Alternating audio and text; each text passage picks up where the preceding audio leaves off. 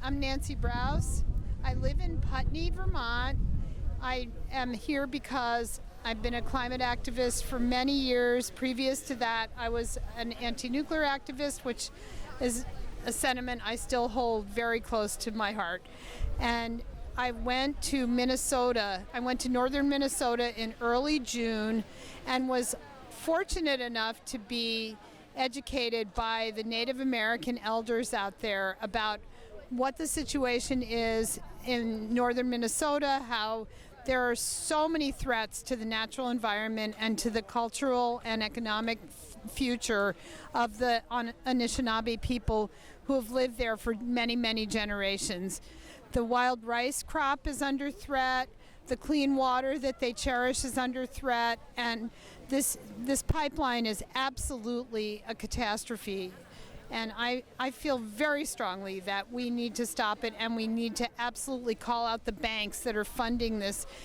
The most mainstream media and politicians at this point are talking about climate change as a reality. And the fact that the federal government, with the stroke of a pen or the word from Joe Biden, could end this thing tomorrow is really a very, very potent vehicle for our coming out and saying no. We need to raise our voices. We need to ask people, we need to demand that people get in touch with the federal government. Climate change is real. Climate change is happening. We all had a really, really rarely bad summer. In most places in the United States, this summer was highly unusual, extremely hot. Personally, I got heat sick for the first time in my life twice, including once in Minnesota where it was 97 degrees 4 days in a row while we were out there in early June, which is unheard of.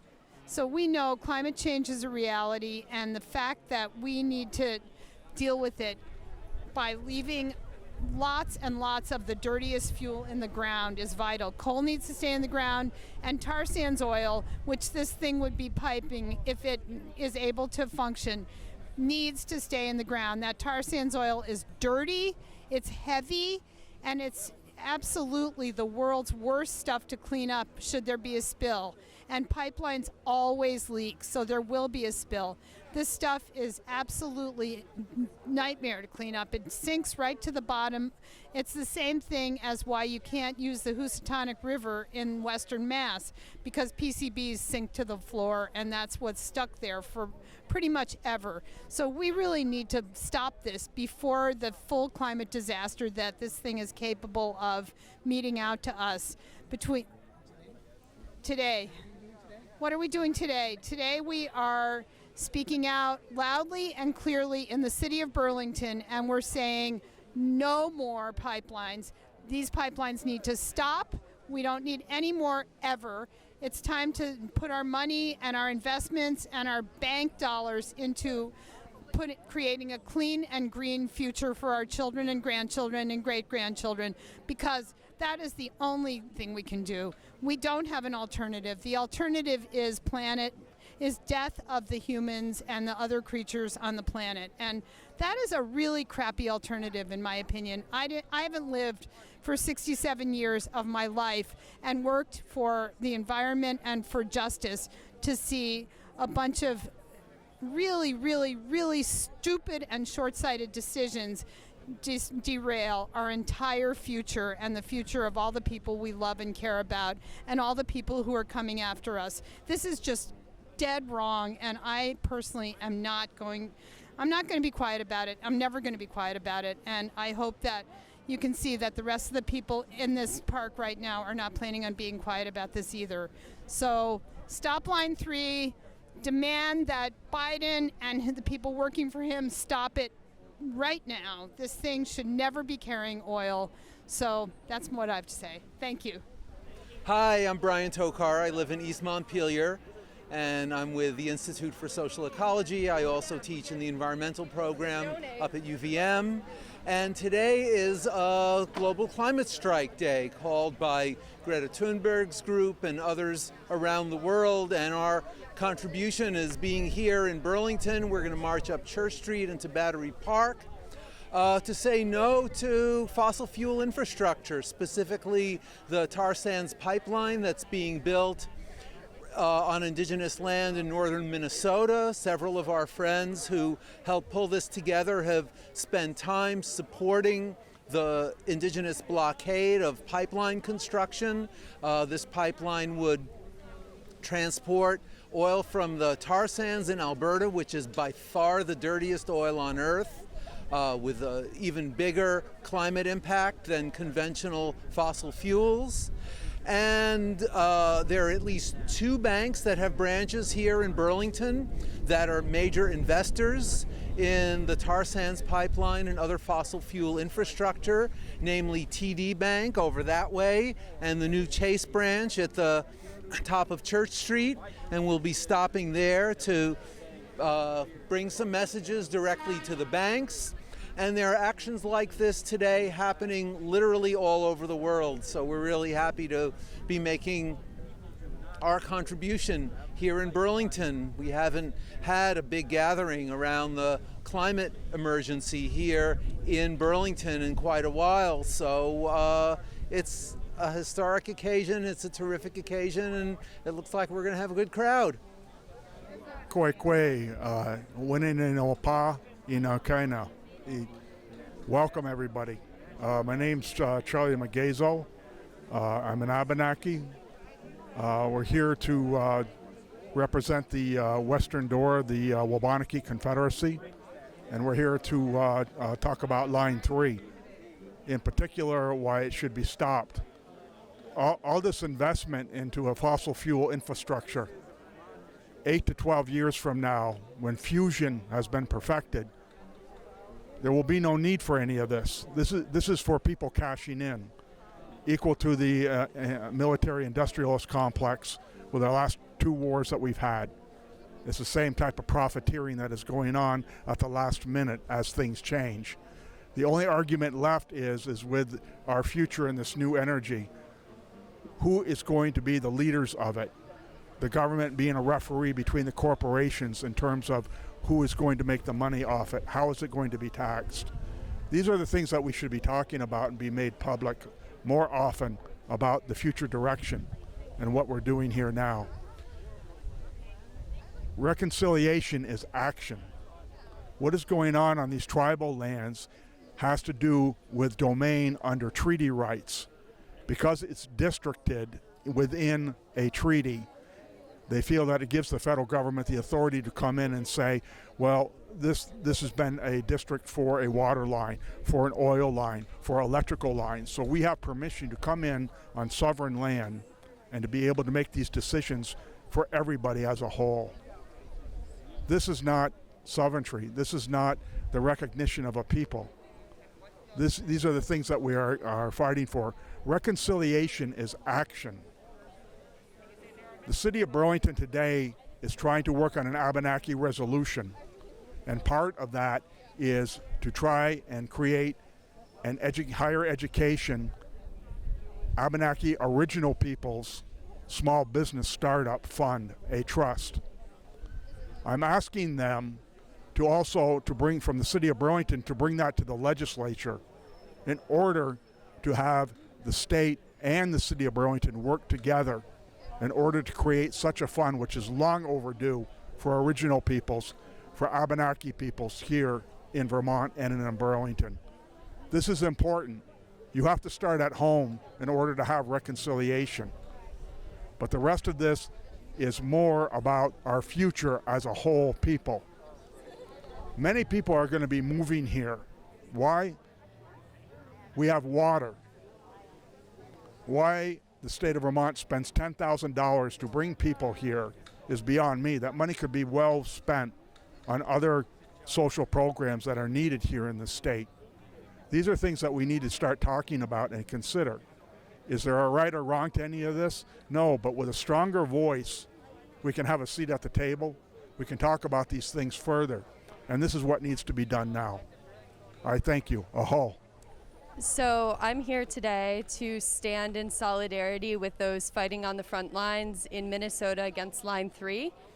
The corporation Enbridge, which is a Canadian corporation, is putting in a new pipeline and calling it a pipeline replacement because the original Line 3, which was put in 1961, was put in with defective pipes that have been corroding and leaking oil and other toxins into the ground since its installment.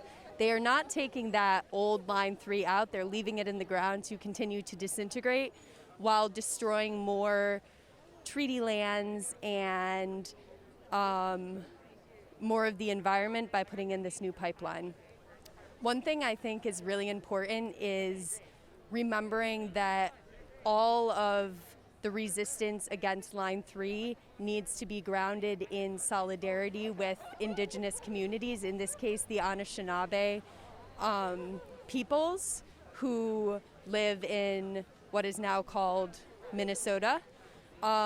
This pipeline is violating treaty rights, is violating the right to prior and informed consent, and is being put in spite of active resistance from the Indigenous communities, the Anishinaabe communities in the area.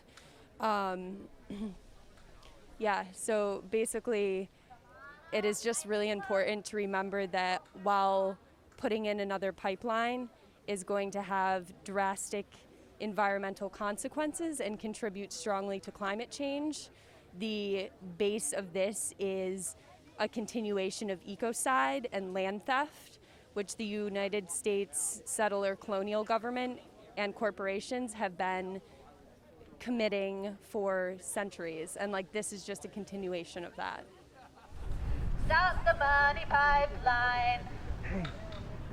May our money and our values be aligned. To life and the future we are loyal. When we stop the flow of money, then we stop the flow of oil. Okay? So, here are the lines. Let's speak it back at each other. So it goes like this. Stop the money pipeline. May our money and our values be aligned. To life and the future we are loyal. When we stop the flow of money, then we stop the flow of oil. Awesome, y'all ready? You're sounding great. All right, then. So let's sing it each line together. Okay, we're all sing it, and then you sing it back to me. Okay? Stop the money pipeline. May our money and our values be aligned. To life and the future we are loyal. When we stop the flow of money, then we stop the flow of oil. We stop the flow of money, we stop the flow of oil. All right, sounds good. Let's do that call and find one more time, and then we'll try it all together, okay? Stop the money pipeline. Stop the money pipeline. May our money and our values be aligned. May our money and our values be aligned. To life and the future we are loyal. To life and the future we are loyal. When we stop the flow of money, then we stop the flow of oil. When we stop the flow of money, then we stop the flow of oil. And we can also zip in. When we stop the love of money, we stop the love of oil. Okay? All right, cool. Do you want to try it all together? And there's some kind of funky rests. So I encourage you to follow along with the clap so that we get those rests together, okay? All right, let's try it. Stop the money pipeline. Oh, we're going to do it together, not repeating this time. Okay, ready? 1, 2, 3. Stop the money pipeline. May our money and our values be aligned.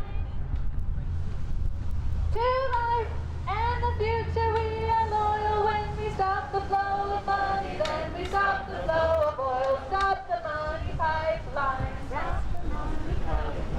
May our money and our values be aligned.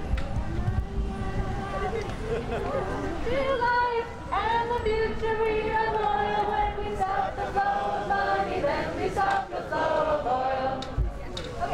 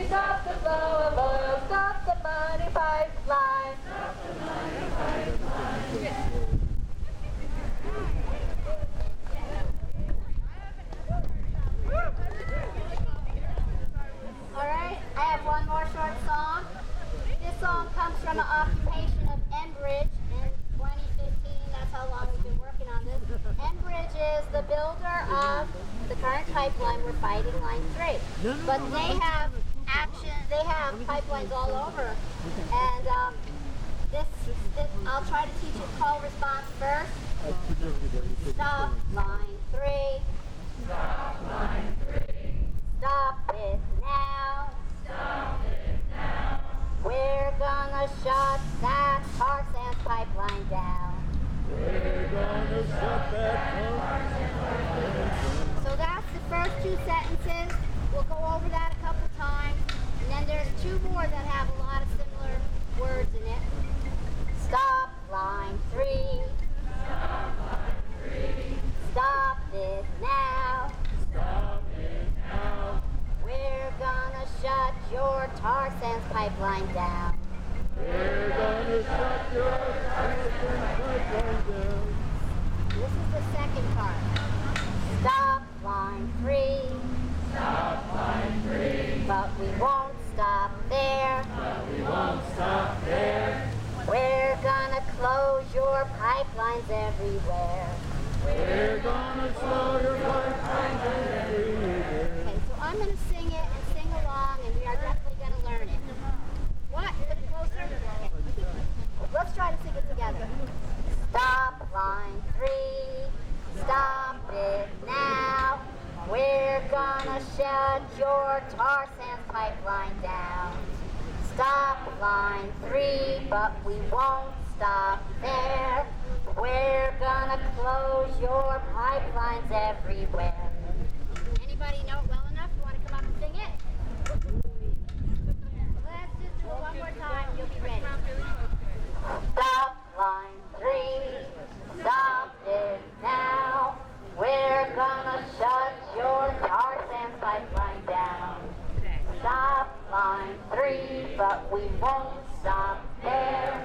We're gonna close your pipelines everywhere. Any minute here we have over here, and we'll ask Natalie to come forward because she's going to be our MC. And also Charlie, be ready to come forward.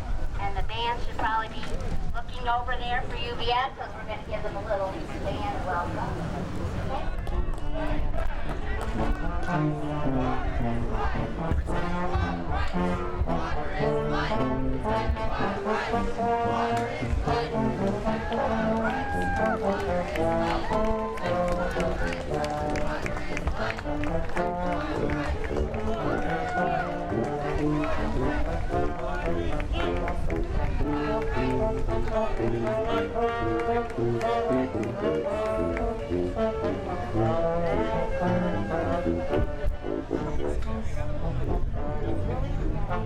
Why they put that way?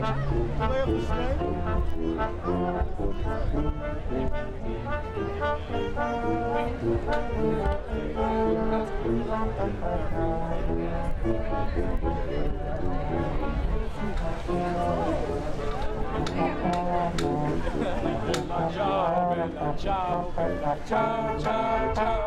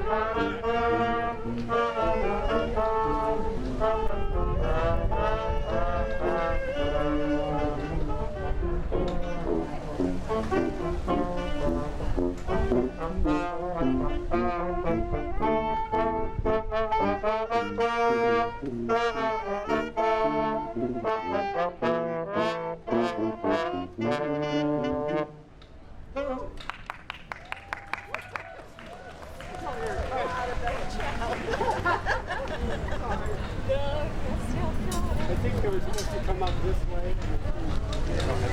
Welcome, everyone, on this gorgeous, gorgeous day where we have come together to demand that defund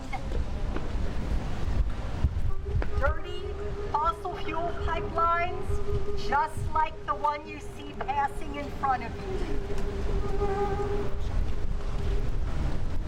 We're here because, particularly today, because the Line 3 in northern Minnesota is a tar sands pipeline being built by Enbridge, a company we Vermonters know well, and it is to transport the most corrosive fossil fuel in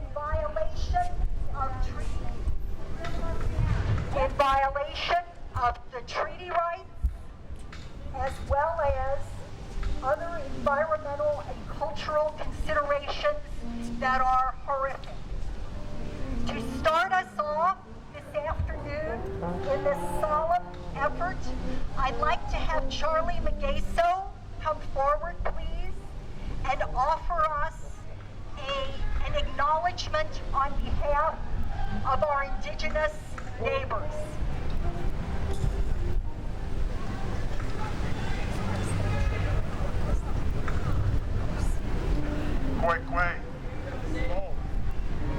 Welcome everyone here.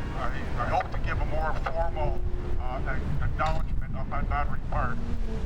And I want to thank everybody here, different parts of the community coming together, UVM, other people who live here, many others who realize what's going on with Line 3. In terms of the Indigenous rights part of this, they have treaty rights with the federal government. But in treaty rights, things are verified in terms of what they put in the treaty, such as districts. Districts may not mean much to people, but what they are is an allocation of land for use. And in this sense, it gives permission for eminent domain because there's a water pipeline, places for electrical lines, and these types of things. This is what they're going to play on in terms of taking land and demanding it. But the rest of it has to do with our near future. 8 to 12 years from now, when they have perfected fusion, oil, gas, the rest of it is going to be going to the wayside. This is a money grab now in order to make investments, payoffs, profit. At the expense of the environment, at the expense of original peoples and living on their own land. This is something that could happen to anyone. It's happened here in Vermont with the gas pipeline that they put in. Eminent domain. You're colonized by the colonizer once again. It's not a choice.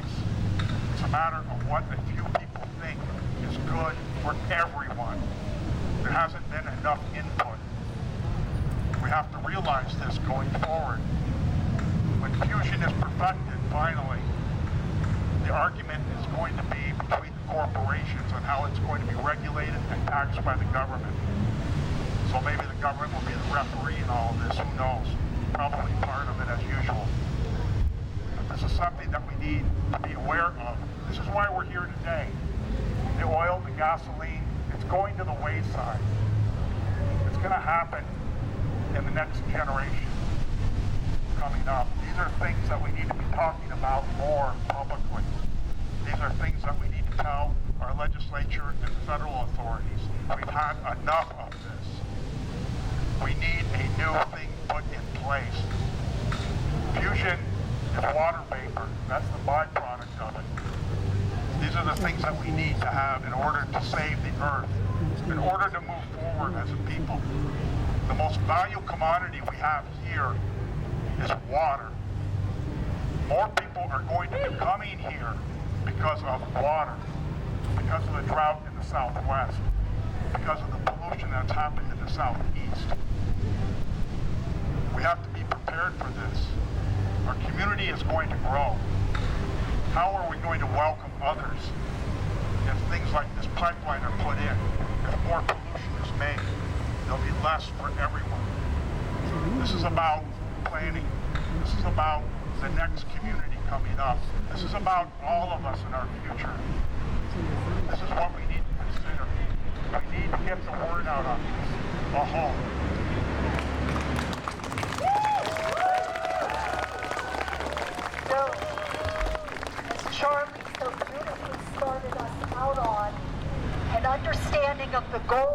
of this action. So today, our goal is number 3.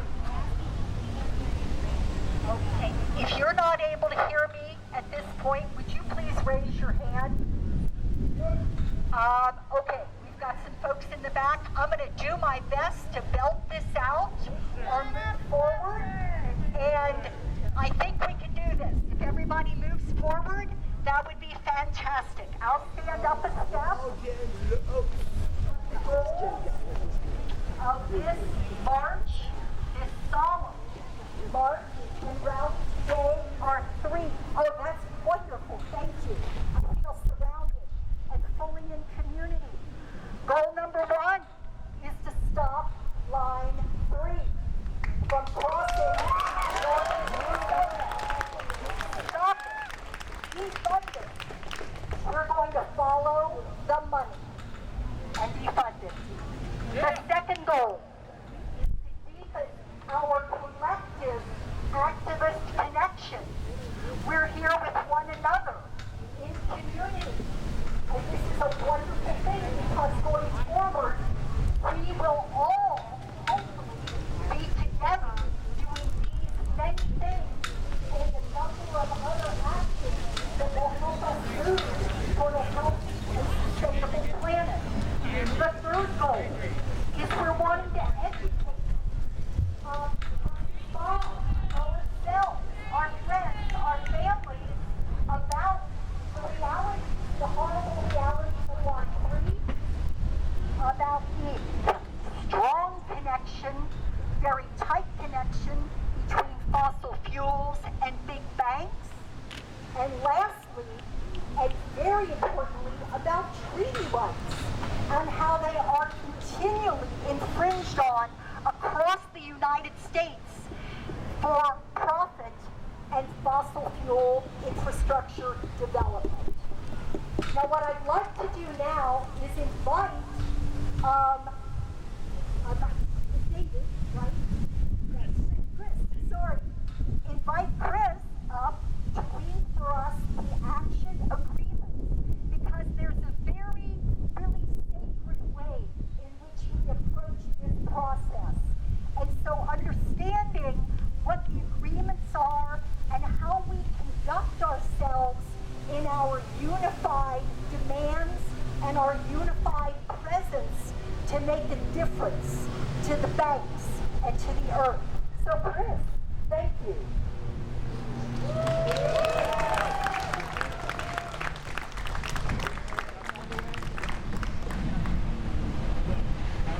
All right, can you all hear me? Thank you for coming out here today, for showing up. These are just some brief action agreements so we're on the same page, and by being here, you're agreeing to these following agreements. Do you mind if I give you We will join in this action with a peaceful intention and calm behavior, not being under the influence or carrying weapons. We will respond to any conflict with a calm response and alert the marshal team, the peacekeepers, orange vests. They all can raise their hands. They're around. There's plenty of them.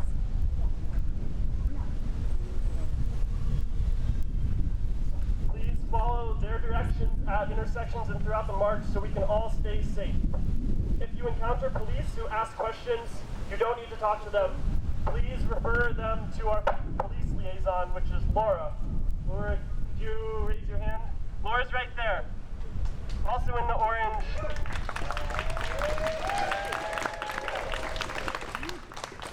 And those are our brief agreements. Again, thank you all for being here. It's a solemn occasion thinking about this pipeline that's 90% completed, but we're here.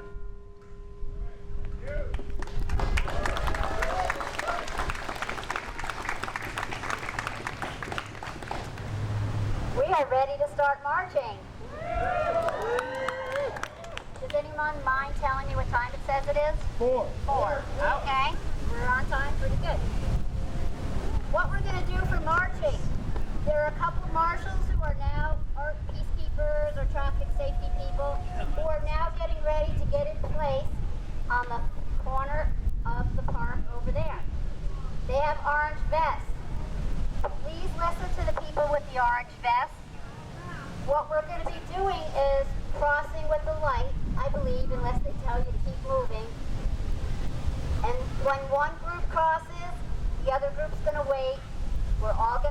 over there, we have a wonderful speaker who has been a youth organizer. She's going to tell us about the connection between money and the bank. We have some chalk.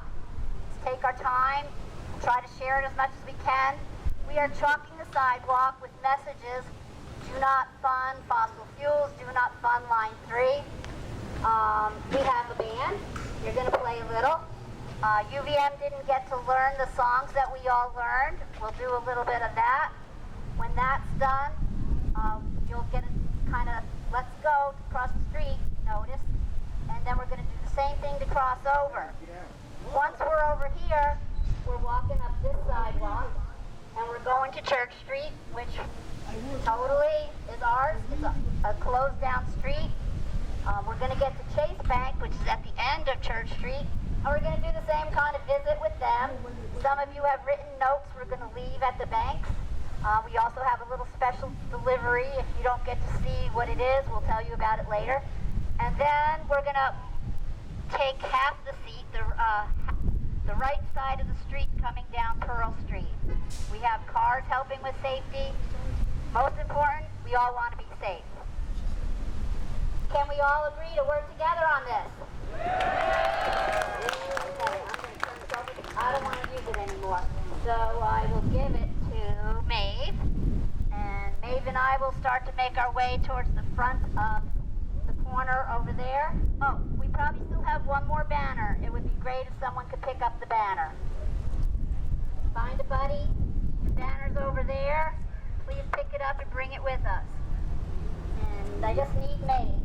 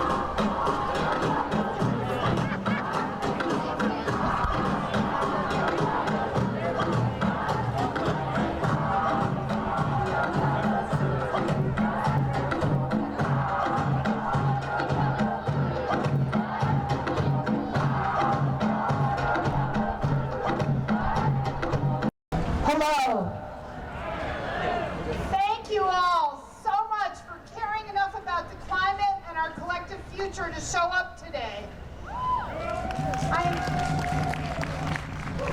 Nancy Browse, a part of the leadership team of 350 Brattleboro and a former board member of 350 Vermont.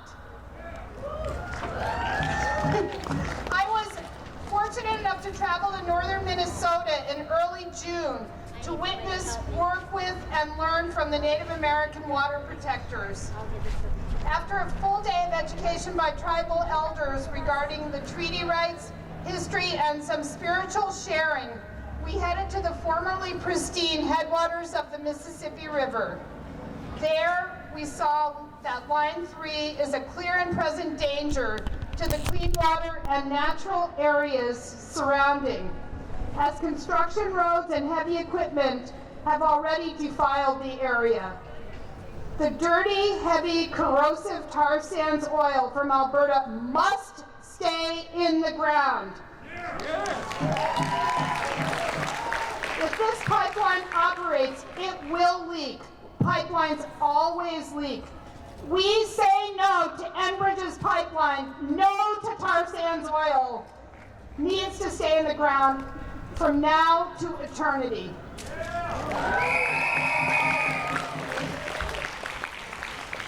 Today, we also acknowledge the global climate strike, the youth-led movement inspired by the visionary Greta Thunberg.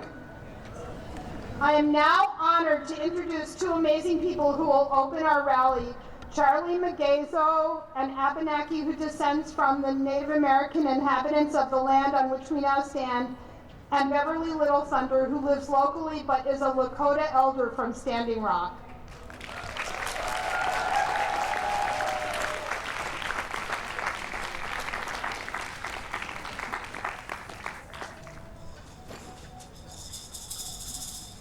Koikwe, Panano, Ikine, Ononozi. Hello, it's good to see you all.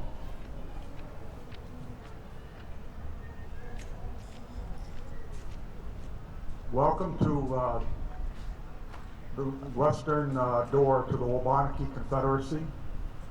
This is Nadakana. It's our homeland. That means there wasn't any intentioned borders. That means everyone who resides here. Palatun is the Abenaki word for Burlington. It means the high white crested wave. That's what you saw here before they had a barrier to stop the waves coming in. That's what we witnessed all the time with our fishing wares here. I come from Wabanaki people here. What I want to really say is that this is a time of change. You've heard of what the insanity reference is, doing the same thing over and over again, expecting different results. We're in that time once again. It seems like the mass media, many politicians run into this and go with it all the time. We've had 20 years of war. Why? Who gained from it? It's the same thing with Line 3 and the rest of it. In a few short years, 8, maybe 12 years, fusion power will be perfected. And the byproduct of that will be water vapor. So the corporations need to figure out how they're going to make a profit off it, who's going to make a profit off it, and the government will try and figure out how to tax it. So there's this mad rush, all these lines, Line 3, Line 5, Line 15, Line 9, everybody's trying to cash in. That's what it is. And it's at the expense of people who live on land. It's at the expense of the environment. The people up there, the original people who live up there on Line 3, they live on sovereign territory. That was equipped for them with a treaty with the federal government. But in that lies the issues. People are basically told what their treaty is going to be. There are districts put in that treaty which give the right, supposedly, on sovereign land where the people really don't have a say. about where a power line is going to go in, oil line, the rest of it, which brings us to eminent domain. If you don't agree with us, well, we have a problem with your treaty. Maybe that health care money that is supposed to go to the tribe, maybe that program we need to look at again will hold up the money. These are the things that are constantly going on with the sovereign people. These are the things that need to be considered and changed. Burlington is no different. Polluting. We are here trying to work with an Abenaki resolution that we're working with the City Council with now. In order to give that teeth, reconciliation is action. We'd like to see an educational trust, a small business start-up fund for people. Burlington can do this. Burlington can bring it to the legislature outside of Polluting for all Abenaki people here, the 4 recognized tribes and others who are unaffiliated. We've lived here for a while. We're given crumbs all the time. You've been colonized before the Vermont Gas when they came here and put in their gas line. This is what they did. We're going to take your land, you're going to take this price, and if you don't, it's eminent domain. How does it feel? This is what is constantly happening, and it doesn't have to happen this way. The new energy is going to be here. People are just trying to cash in. They're cashing in on people's rights, original people's rights. They're cashing in at the expense of the environment. More people are going to come here because we have water here. People from the Southwest, people from the Southeast, people from the Midwest are going to come here. They're coming here now because we have clean water. If we don't stop these things, where are we going to have clean water? We have a problem with Metabok right now, the water that lies between. There isn't enough political will to clean it. The city here, Polluting, received $30 million 4 years ago to clean up the sewage system. Why does sewage still drain into the lake? What infrastructure did they use that money for? What happened? This is a continuous thing that happens everywhere, not just in Polluting. These are things that we need to consider. We need to talk to our politicians. We need to get louder in our own communities. How are we going to divide up the clean water once there's more people here? How are we going to do that? Raise the rates? Just makes me thirsty. What are we going to do? How are we going to do this? We need to consider our immediate future, our children, our grandchildren. If we don't, it's all wasted. We'll have nothing. I want to thank everybody here in this community for coming here. The University of Vermont, Sterling College, the grandmothers, the grandfathers, the children, the people of the community who banded together, the environmental groups that continue to stand up to this, to question, to keep this a relevant question in the media and in community. This isn't over, this is just the start.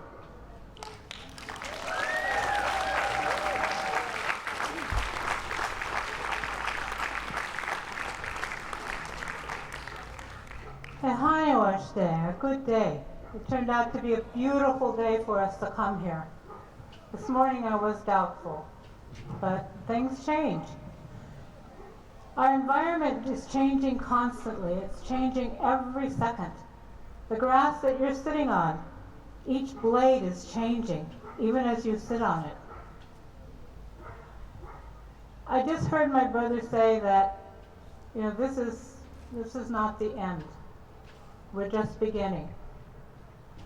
I am from Standing Rock, North Dakota. That's my home. I was in Standing Rock during that occupation, and it was a peaceful resistance. And I think that if we're going to take anything from that, we have to take that word peaceful a peaceful resistance. We know that having violence, that causing someone to pull out a gun at us is not the way that we need to go. And there are ways that we can make our needs met or known without striking the first blow. I want you all to know that Line 3 is just an extension of Standing Rock. There are other places on this continent who are also struggling against pipelines. Line 3 just happens to be the most eminent right now, the most in need of our support. Right now, the women and the Two-Spirit people that are up there trying to hold this pipeline back don't need allies. They don't need allies. They need people who are going to stand beside them. They need people who are going to step in the front lines with them. They need people that are going to sleep in the cold with them. They need people that are going to support what they're trying to do for their people. At Standing Rock, it was a big thing. You could read about it in any paper across this country. Not so with Line 3. They're not giving it the press that Standing Rock got. And judging by all of you who are here today, and I'm grateful that you're all here, but there should be twice as many. There should be 3 times as many.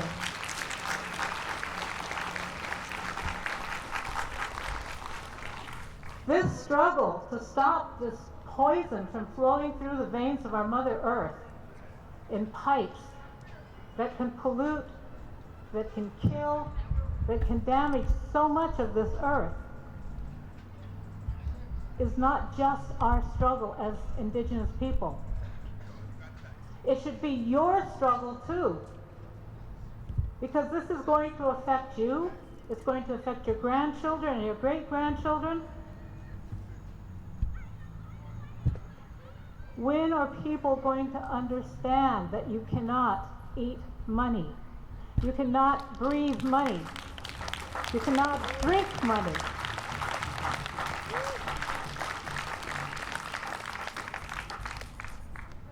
When are we going to come together as activists and support one another by withdrawing our bank accounts from the TD Bank, not accepting donations from Chase?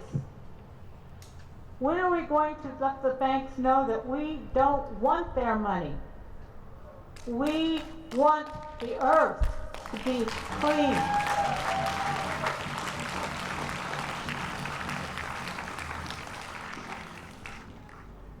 You know, getting older has its advantages. My mother used to say that once you were past 60, you could say whatever you wanted. Well, I'm well past 60, so I guess I can say whatever I want, double A. And while I look around and I see multi-generations, it makes me glad to see that that's happened here. But now, I want to give all of you homework. I want you to go out and I want you to tell your friends that weren't here. I want you to tell the people that don't know what's going on in Line 3.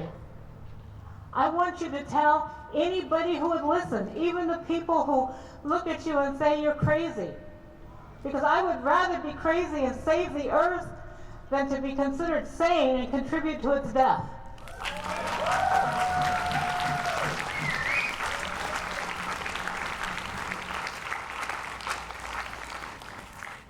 So I guess that I've said enough. I think I got my point across.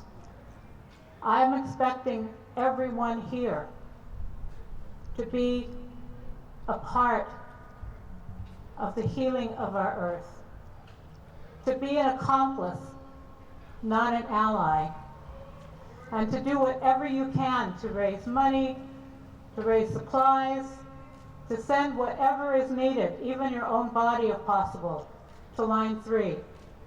Because those women and those Two-Spirit people and those young people that are there are doing this not just to protect their land and their people, but they're doing it for all of us. Ja, met dat praten.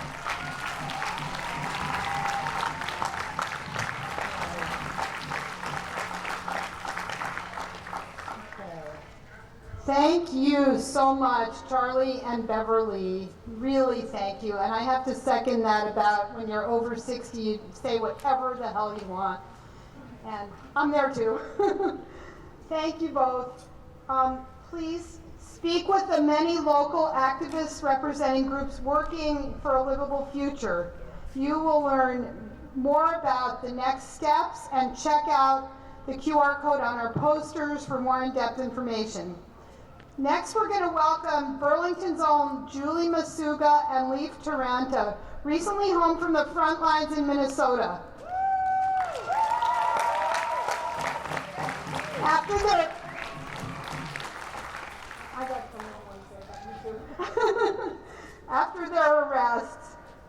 their own arrests, they've been national leaders in jail support for the many others who have been arrested and the many who have been injured.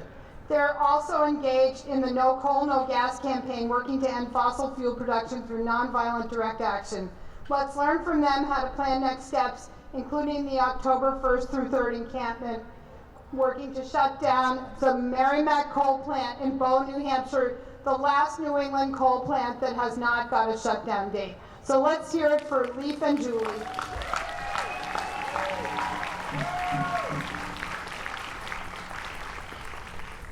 Hello, my name is Julie Masuga. I use she, her pronouns, and I've been organizing against fossil fuels in Vermont for a long time now. I've been lucky enough to help stop a lot of Vermont Gas's construction alongside many wonderful and talented people.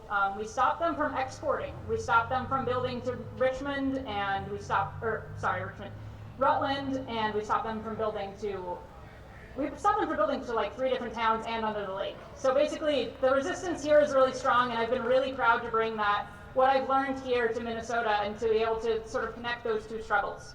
I also do a lot of community organizing here in Burlington, so if that's something that's interesting to you, come talk to me.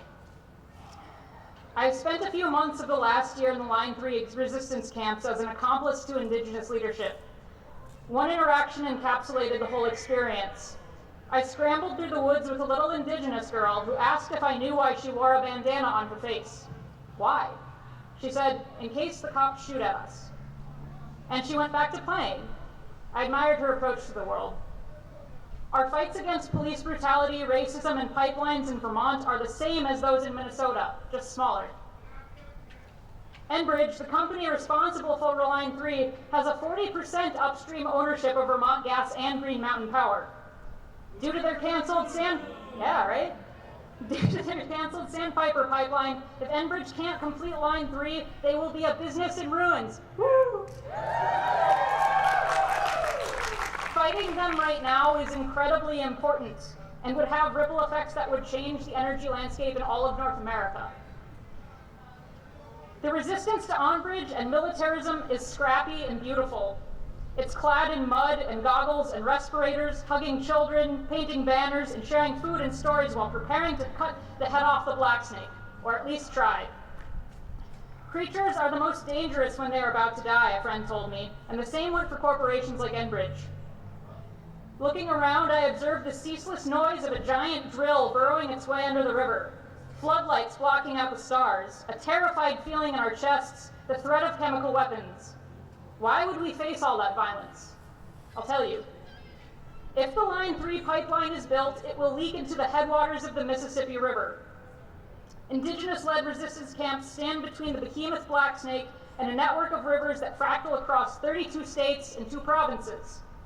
The Ojibwe, Anishinaabe, and their allies have been tending to this land for thousands of years and have been doing so, especially in the last several against Enbridge. Vermont Gas, an Enbridge subsidiary, has been doing very similar things in our own home. Permits and treaties are just pieces of paper, effigies for fossil fuel corporations to burn in our faces. Vermont Gas is still under investigation for their haphazardly constructed pipeline, and I'm sure Enbridge will be too. And it certainly doesn't end there. The connections go deeper. Michaels, the company that was up until recently constructing Keystone XL, also built Line 3 and Vermont Gas's pipeline. They were potentially going to build the parts of the border wall too when that was a thing. All of this destruction, largely to export Canadian fossil fuels to Europe. So back in Minnesota, in the sweltering heat of a terrible drought, we watched as Enbridge stole billions of gallons of water. There were 2 barbed wire fences and a shit ton of cops between us and the pipeline construction. If we could stop the drill, Line 3 couldn't go under the river. We were a small battalion of young people willing to risk everything to stop this project. Law enforcement took out the clearly marked medic first. I had no idea where all these cops materialized from, but there must have been 60 of them. We winced in pain as the officers dragged us off the construction site, but we proudly howled, "I love you," to the comrades supporting us back at camp. An officer took my passport and scrawled information, while another gingerly applied chapstick to his pursed lips, and arrests ensued around him. Apparently, this is considered counter-terrorism training for these officers. I remember leaning against the seat of the bus, taking us to jail, zip ties digging viciously into my wrists. The arrestees looked around at each other. All of us between our late teens and early 30s. Babies, covered in dirt, some clothes ripped, some ribcage sore from being knelt on. In an attempt to distract from the trauma, to have a moment of joy amid the chaos, some sang, and feel free to sing with me. The cops on the bus will quit their jobs, quit their jobs, quit their jobs. The cops on the bus will quit their jobs all through the town. The cops on the bus were not amused, but we were pretty amused. Building a community of dissidents that can care for each other in these circumstances is just as important as stopping construction. Even without climate change, even without police brutality or oil spills, there is so much harm being caused by pipelines like this. Pipeline construction at sites attracts sex traffickers like moths to a light. Missing and murdered Indigenous women, girls, and Two-Spirit rise in number as thousands of pipeline workers flood into Indigenous territories. A few men had to be removed from the camps while I was out there.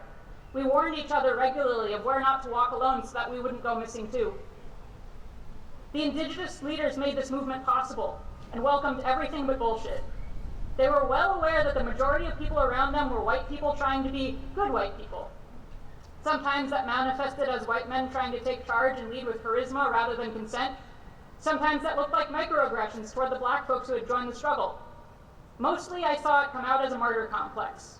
You can cleanse the sins of your colonizer ancestors by sacrificing yourself to the mighty maw of the black snake. Sometimes I saw it in myself.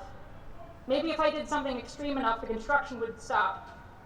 There's a deep anger and a deeper sadness that goes with that. That's the thing I'm learning though. You can't just find things worth dying for. You have to find things worth living for too. Camps like Camp McGeezy exemplified that. And coming from those communities can be disheartening. When we see people who claim to be terrified for their children's and grandchildren's future sit idly by, yet their children and grandchildren are the only ones on the front lines fighting, that's disheartening. And then I have older folks tell me they wish they would die before things get worse. Throughout all of it, I watch as the children keep playing. Remember all your friends, the people who hand you food, the people making banners, the expectant parents in your life, that world worth living for. There are countless ways to be involved in these struggles, and they don't require you to leave home. We need everyone. Feel free to ask how to be involved. Thank you.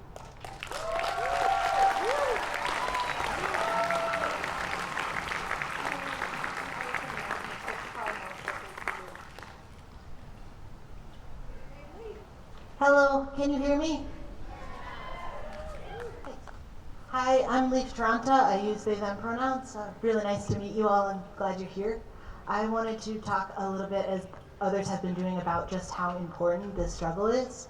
It's really hard to describe how massive the destruction of the Line 3 pipeline is, but I was able to live at the headwaters of the Mississippi, where it now crosses, for a week, and there was a marsh, there were children playing in the river, there were frogs, and people fasting on the hill, people having ceremony. And now there is a scar that is filled with fracking fluid. And that's just one site. This pipeline goes across all of Minnesota, and because it's at the headwater of the Mississippi, the watershed that it's part of takes up most of this continent. So there's so much at stake here, environmentally, climatically. The pipeline would be the equivalent of building 50 new coal plants. And those of you who know, some of us have been fighting a coal plant in New Hampshire, and just that one coal plant in 1 hour emits more fossil fuel carbons than the average American does in 26 years. So in 1 hour, that coal plant emits more than many of us have in our whole lives. And line 3, if we use similar math, would be in 1 hour the amount of 1,300 years of the average American's life. So this is just absolutely massive. And as Julie was saying too, it's not just an environmental issue, it's an issue of violence against Indigenous women and Two-Spirit people. It's an issue of sex trafficking. It's an issue of police brutality. So there's so many things to be fighting for here, especially for Indigenous sovereignty. And one thing that really stood out to me when I was out there is the interconnectedness of all these struggles. So the same, as we've talked about, the same banks that are here in Burlington trying to profit off local people are the same banks funding this pipeline. The same companies building pipelines through Vermont are the ones profiting from the Line 3 pipeline. The cops that are right over there, and who many of us lived in this park for a month last year to protest, they're part of the same system as the cops doing counterterrorism training on 19-year-olds who just want clean water.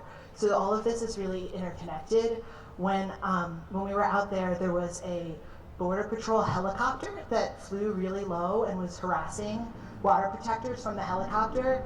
That's the same Border Patrol agencies that kidnap our migrant neighbors here. The same company that builds border walls builds this pipeline. So all of these things really come down to capitalism and colonialism and how they rely on each other, and that is what is destroying our planet, and that is what's destroying our ability to live. So the question is, this is really awful. This is so huge. The machines themselves that build this pipeline are just so massive. So the question is, what is the answer to that?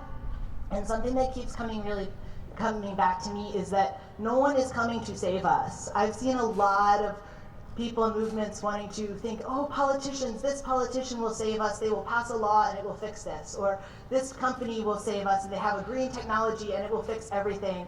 Or this one organization is perfect and they have the wonderful mission statement and they're gonna save us. Or one person, maybe it's Greta Thunberg, maybe it's an amazing activist throwing their lives on the front line, that person's gonna save us. And the answer is, none of those people are going to save us. We have to save ourselves, and we have to save each other. And the way that we do that is through direct action, it's through mutual aid, it's through building the systems that will replace the violent one that we're living in right now. It's through putting our bodies on the line to stop the harm that's happening. And there's so many different ways to do that. One is going out to Line 3. There is not oil going through that pipe. It is not over. So you can still go out there. You can still support the camps fighting the construction and fighting the operation of the pipeline.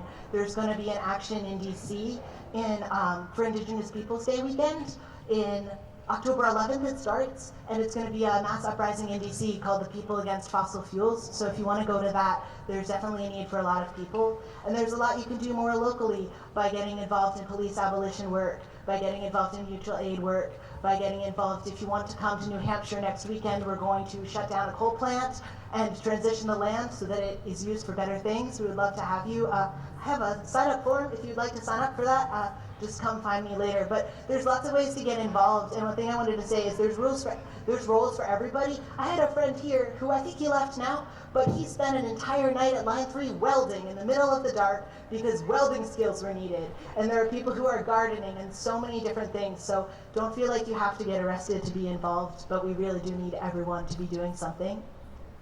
And the last thing I wanted to say is that all of this is really scary. It's really scary to face down riot cops. It's really scary to sit outside a jail wondering what's happening to your friends inside. It's really scary to think about chemical weapons and to just even see drills going through the earth. But the thing that's scarier than that for me is not doing anything at all. And so one thing I'm thinking about is how if we're going to survive the next decade, not even like 100 years, just decade, as living beings on this earth, we have to have land back, we have to have land reparations, we have to have police abolition. And so fighting through those things can be dangerous and scary, but it's much more dangerous to not. So I hope you will join. Thanks.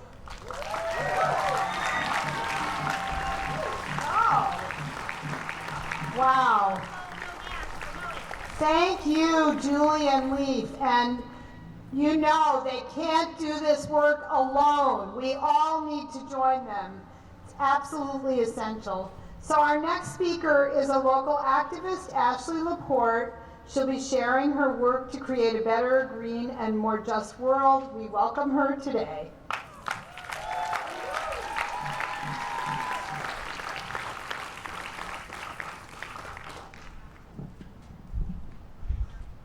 Can you all hear me okay? Some signs from the back, perhaps? Okay, cool. Louder? How's this? Great. Hi, my name is Ashley Laporte. I use she, her pronouns. I'm a Black, Haitian, French-Canadian woman who lives in Duxbury, Vermont on unceded Wabanaki land. It's good to see this park once again filled with people, raising our collective voice against harmful systems of power.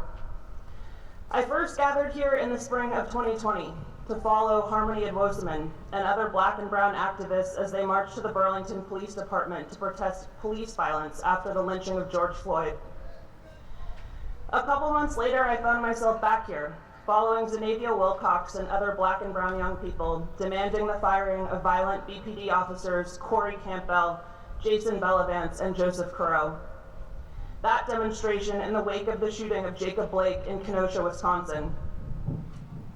And today I'm here in solidarity with my Indigenous siblings, fighting the snake that is the Enbridge Line 3 pipeline, slithering its way across sacred Indigenous land. Each of the times I have been here, it has been to stand up to an established system of power, whether it be the Burlington Police or Enbridge. They have a lot in common. An established system of power that has been created with the explicit intent to protect white power and white property and to harm Indigenous and Black and brown people.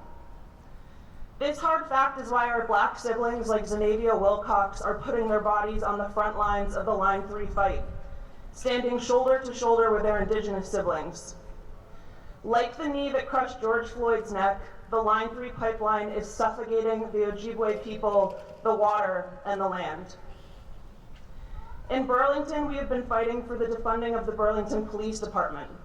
We've been fighting for accountability for violent police officers and for the creation of a new system of public safety that serves all people, in particular Black folks and brown folks, the houseless, those experiencing mental health crises, trans and non-binary people, and the many other people who are actively harmed by our current law enforcement system.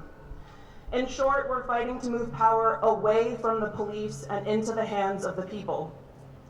This is the exact same thing that we must do when it comes to the climate crisis and stopping new oil and gas infrastructure. We must take power away from the oil and gas companies, the police who protect their interests, the banks and the other infrastructure whose profits come from oil and gas, along with anyone and everything else that profits from this harmful system. I tell you this because it's important for you to understand the bigger frame for this fight. I'm not really a climate activist. There are so many more qualified activists and organizers who could be up here speaking about Line 3. I do think of myself as a champion for racial justice. So why am I here at a Line 3 protest? What I want everybody to understand is that at its core, fighting the climate crisis and fighting Line 3 is a fight about equity and liberation.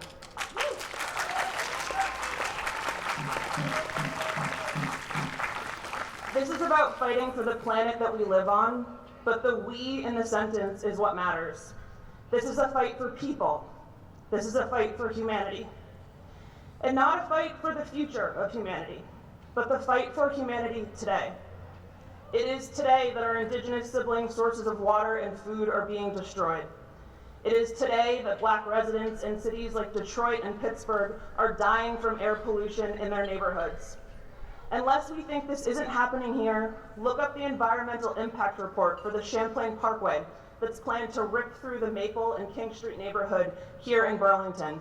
It's environmental racism at its finest. I am telling you this today because, like most times when I speak in Vermont, I am talking to a sea of mostly white faces. And because you're here, you are also people who I believe are passionate about making progress against the climate crisis. I want to honor that passion. But I also urgently want you to hear and understand that what I'm saying is that there is a right way for us to go about this fight. The only climate solutions are ones that are just and equitable.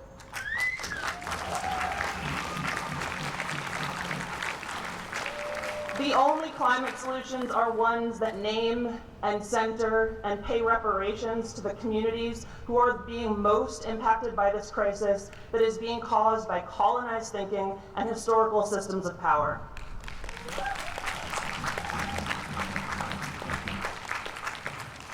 And I want to leave you with one last thought, which is something that I've been thinking a lot about myself recently. There's a lot of talk right now about centering people of color or centering marginalized groups. And here's my thought. Do not center us, cede power to us. Actually give the power to marginalized people.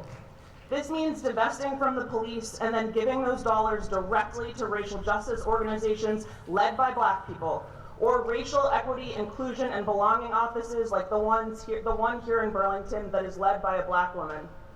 Divest from oil and gas companies and give the money directly to Indigenous and Black communities and renewable energy projects that are being run by people of color.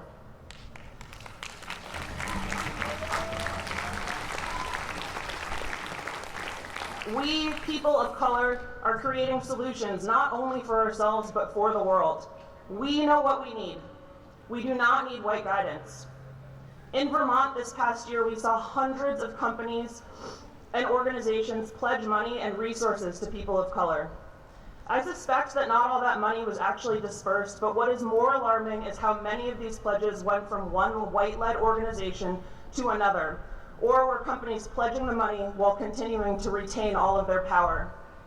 If you want to help fight Line 3, send money today directly to Indigenous people, our Indigenous siblings on the front line. And as you talk about an invest and divest strategy, ensure you're supporting new policies and companies and organizations that are led by Indigenous people and other people of color. To my Indigenous siblings and other people of color who are leading this fight, thank you. My heart is with you. Be well.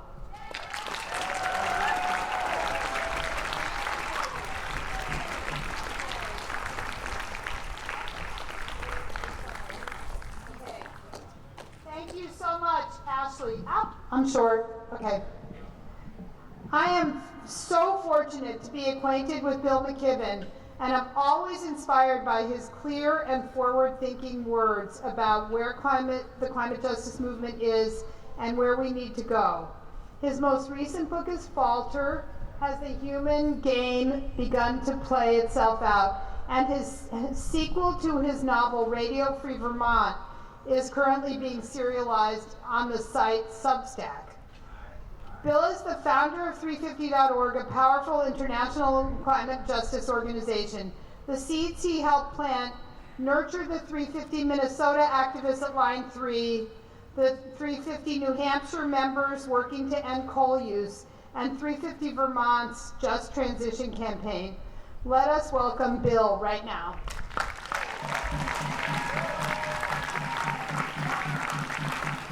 Thank you, friend, and extraordinary pleasure to be here. Look, everybody's been talking about being out in Minnesota this summer, and in part that's because it's, mostly it's because it's an incredibly important struggle. I went out because old and dear friends like Tara Hauska and Winona LaDuke that I've been working with for 40 years said, come on out, and it was amazing to be out there. I want to tell you that one of the reasons that I went out was I wanted to see the country too, and it was incredibly beautiful. We talk about the headwaters of the Mississippi. It should have occurred to me that there had to be a place, someplace on the Mississippi River where it was narrow enough that you could hop across it, but I don't think I'd ever really envisioned that in my mind. because I'd always seen the big wide Mississippi at St. Louis or Memphis or wherever it was. It was unbelievably beautiful. It looked like the streams of Vermont. And once you saw it, you were reminded of what a hideous plan it is to be putting a pipeline underneath it, ready to spill into those waters. It crosses those rivers 46 times before it leaves Minnesota. But of course, even if it never spills in Minnesota, all that oil is going to get shipped off to a refinery and burned someplace, and then it spills into the atmosphere. And when it does, the effects on the poorest and most vulnerable people on this planet are overwhelming. 2020 was the hottest year we've ever had on planet Earth. And 2021, we're breaking those records month after month after month. I was in New York City 3 weeks ago, I guess yesterday, for that extraordinary rainstorm that broke the record for the biggest rainfall in New York City in 150 years. Actually, the record that it broke had been set 11 days earlier. That's how fast trouble is coming at us now. And it wasn't people in Manhattan who were getting killed from that rainstorm. It was people living in basement apartments out in the outer boroughs, many of them undocumented immigrants who couldn't afford to be anyplace else. Just the same way that when Hurricane Irene came through Vermont, we figured out that it was trailer parks across this state that were on the floodplains and were taking the brunt of the destruction. We are in the middle of the greatest conflagration, the greatest cataclysm that our species has yet endured, but it is not all of our species that's causing the problem. The richest 1% of people on this planet are responsible for about half the emissions that go into the atmosphere. And it's not everybody who's suffering from them. The iron law of climate change is the less you did to cause it, the sooner and the harder you get hit. Which is why we have to build movements as big and strong as it is possible to build. I'm thinking back, standing here, to standing in this same spot 15 years ago this month, at the end of the walk that some people here engaged in for 5 days across the western edge of Vermont. And there were about 1,000 of us in the park that day, and the newspaper the next day said that that was probably the largest gathering that had yet taken place in the United States about climate change.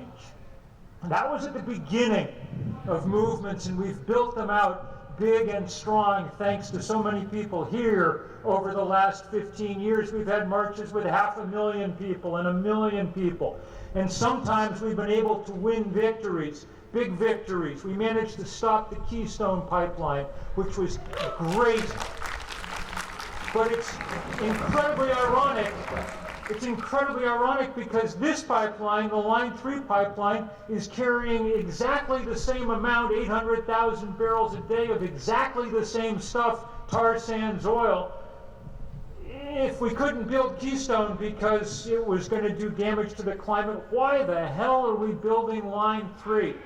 The point of being in an emergency is that we need our leaders acting responsibly. We need them taking powerful action, not some of the time when we press them, but all of the time when we do the things that we need. And not just, our leaders in Washington, but our leaders in Vermont too. Earlier this week, the State Public Utility Commission turned down plans for a solar array in the town of Manchester. Why? Because they said it was, quote, shocking and offensive that people would have to look at this set of solar arrays. What's shocking and offensive is what is going on around this world as the planet heats up, and we have got to suck it up and do some work. The planet is way outside its comfort zone, so we better get outside our comfort zones. It's really good to be here today, partly because it sets us up for some stuff we've got to do in the next little while. Leif was talking about the plans for this gathering in D.C. in the middle of October, and that'll be a big help. You walked down today and you noted, I hope, where the Chase Bank here in Burlington is, yes? You took note of that's good. October 29th, I think, the Futures Coalition, the young people have called for people to gather outside Chase and Citibanks and maybe inside them too, and demand that they stop doing what they're doing, which is paying for this endless expansion of the fossil fuel empire.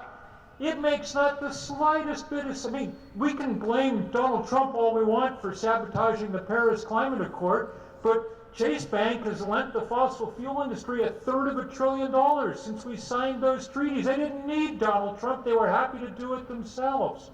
And we need to stop them. My last trip out before the lockdown in 2020 was getting arrested in the lobby of the Chase Bank in D.C. With my dear friend Lennox Yearwood, the head of the Hip Hop Caucus. And I'll tell you one thing, having been arrested in a few places over the years, if you're going to get arrested someplace, the lobby of a bank is not the worst place to have to wait for this to happen. They've got nice chairs and things. So, you know, all in all, it could be worse. We need everybody figuring out how they're going to join in the next little while, because the next little while is all the while that we have. Never forget that the climate crisis is a timed test. The scientists told us a couple years ago, the IPCC in 2018, that if we had not cut emissions in half by 2030, then our chance of hitting those targets that we set in Paris 6 years ago would be by the board. 2030 is 8 years and change away. We have got to be on the move, which is why it is so good to see you here, and why it's so good to be able to say that I have been getting messages from every corner of the globe today, because there are people on the move everywhere. The pictures of climate strikers pouring in from every continent are amazing. It is amazing to see young people out in the lead, and it is great to see young people here in the lead, and it's great to see a few of us who, as Beverly pointed out, have reached the age where we have both an opportunity and a duty to speak out just as strongly as we know how. We'll be there on October 29th too, trying to send that message to Chase. We will be behind everything that people are trying to do, because this is the fight of our lives. This is the fight of our lifetimes. This is the most important thing that has happened on Earth while any of us have been alive. We do not know how it is going to come out. We do not know how this story ends. All we know is that to have any chance of it ending in any way that we can live with, we all have to do what we can. Thank you so much for being a part of that.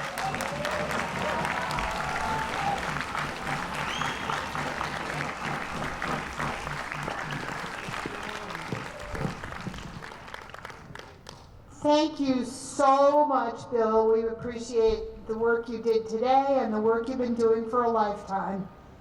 Many people and organizations were involved in planning this action today, but although she's going to kill me, I am going to mention Laura Simon, who has worked tirelessly on this, and I really do feel like she needs an extra hand.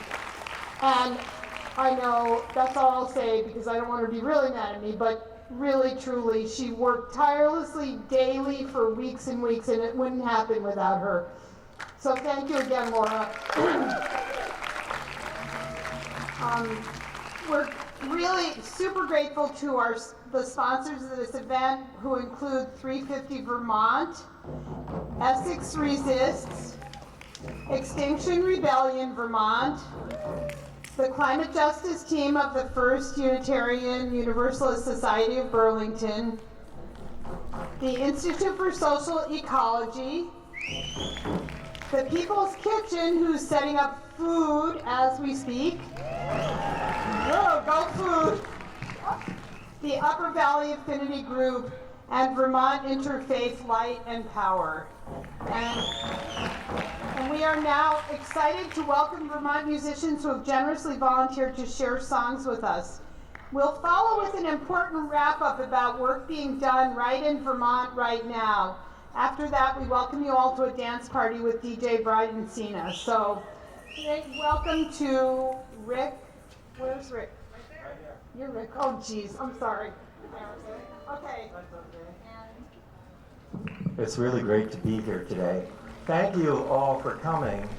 And I thought I'd just give you a minute, just a minute, to kind of just think a little bit about the things that we were hearing and the importance of the words that have been spoken. I learned how to play this flute from Kevin Locke out on the Standing Rock Reservation a long time ago. So I'm just going to kind of let you center yourself a little bit.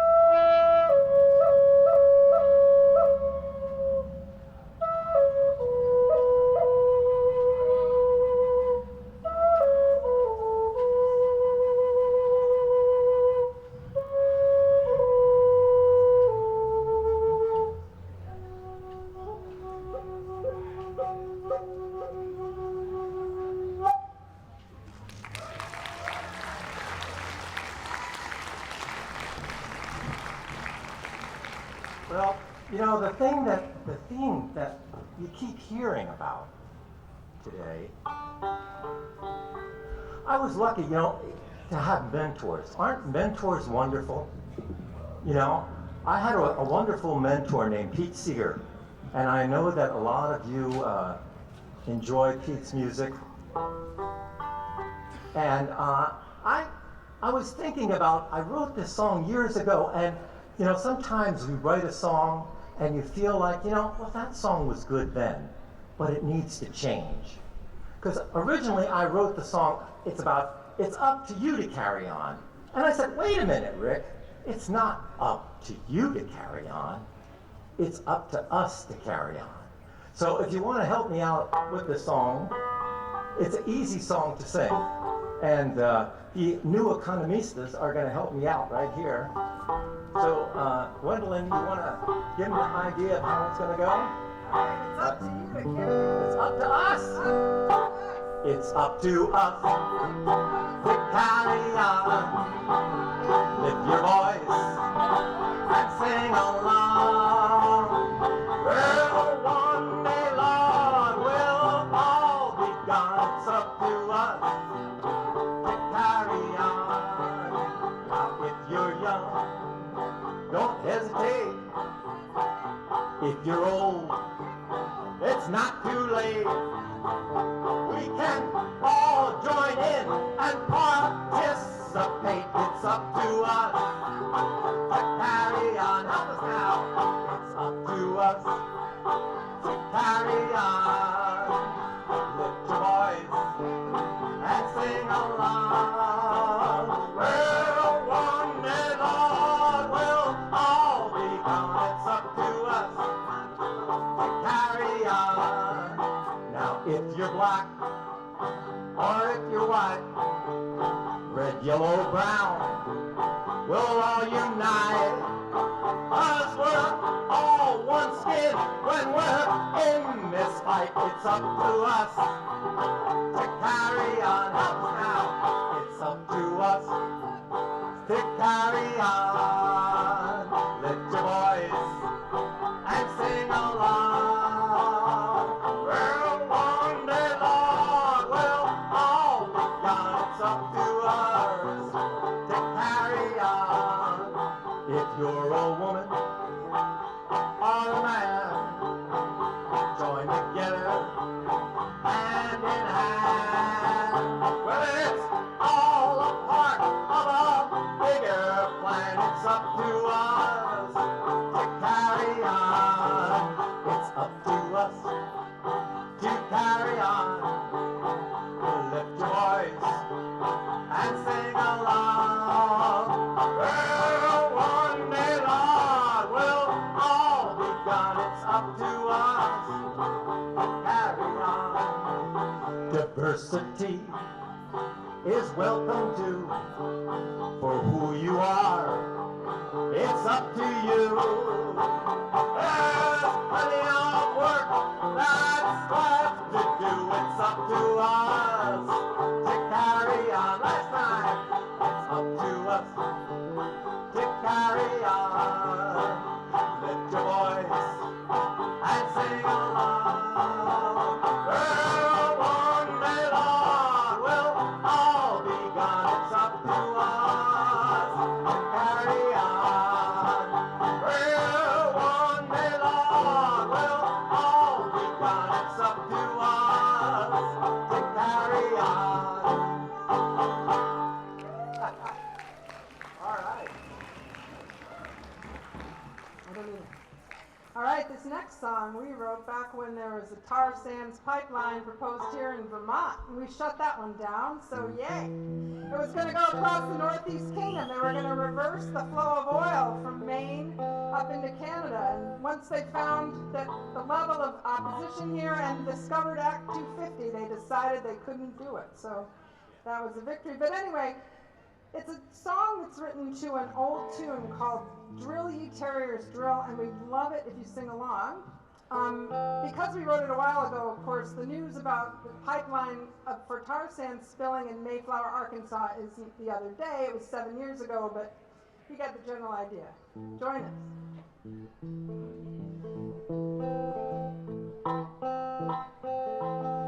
I heard on the news the other day, Mayflower, Arkansas was blown away, flooded by those damn tar sands. The pipeline cracked, poison land, 'cause pipelines always spill. Pipelines always spill. They will break one day, tar sands won't go away. The poisons will be here to stay, 'cause pipelines always spill and burn and kill.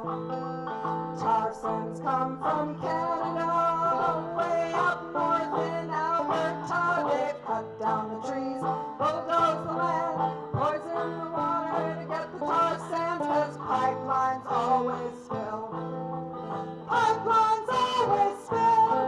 They will break one day, tar sands won't go away. The poisons will be here to stay, 'cause pipelines always spill and burn and kill. Now they want to build Line 3, breaking the treaty of the Anishinaabe. No we say and no we shout, and no to the pipeline, keep it out, 'cause pipelines always spill. Pipelines always spill. They will break one day, toxins won't go away. The poisons will be here to stay, 'cause pipelines always spill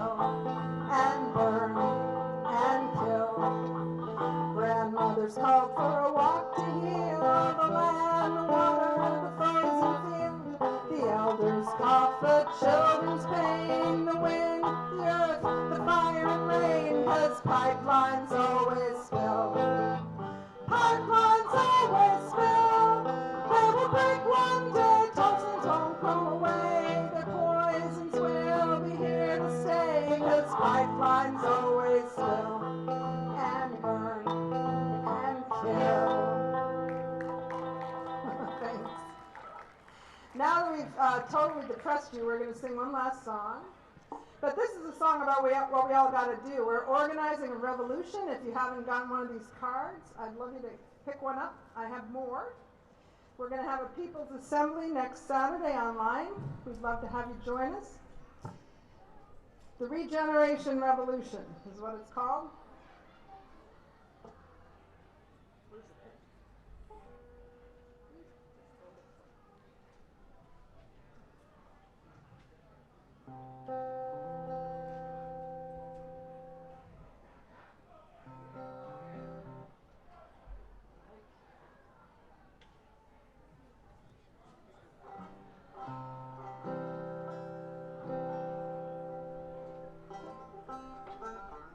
Grow your food. Plant more trees. Bike to work. Keep some bees. Start a time bank. Join a land trust. Turn your compost. Ride the bus. Be the change. Be a solution. Regeneration. Revolution.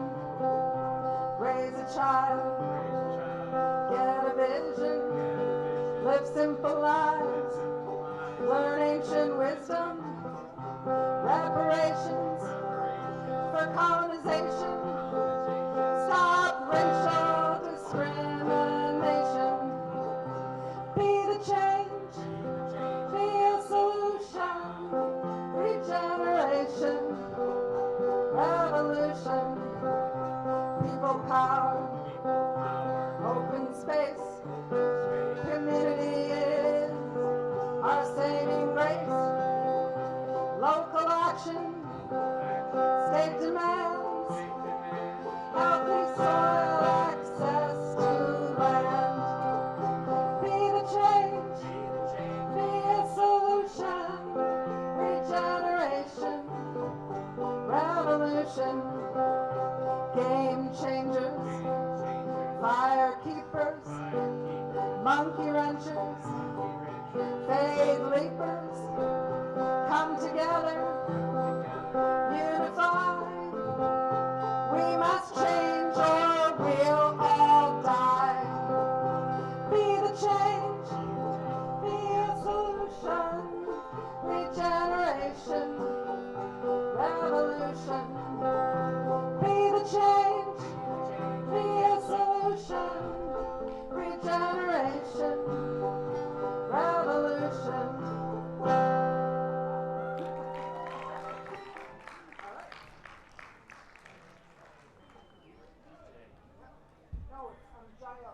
Okay, we're going to have some more speakers.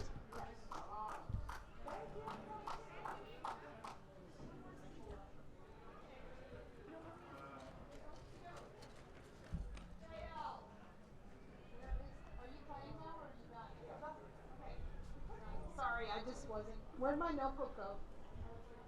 Sorry, my desperate notes. Okay. We have one final speaker. Jael Paulskamp is a member of the 350 Vermont Staff Collective, and she's here to let you know what you can do at this very moment in the state of Vermont to help our Just Transition campaign. It's a statewide effort to demand the climate plan is a people's plan, not a corporate sellout. And we're doing a lot of work in that area, so please, please pay attention to Jael and help us out with this one, because we really need your help.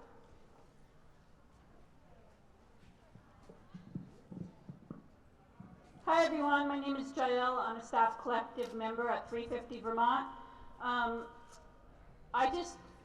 If you haven't filled out a postcard yet, please go over to the 350 Vermont table and fill one out. We are delivering these postcards to the Climate Council on Tuesday at 4:10 p.m. We're also asking people to join that meeting. It's a virtual meeting, and you can get the link off of our website calendar.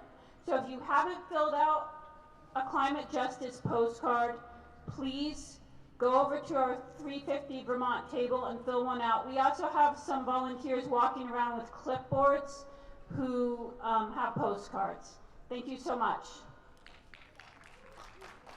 And thank you all for being here, and we got a lot of work to do.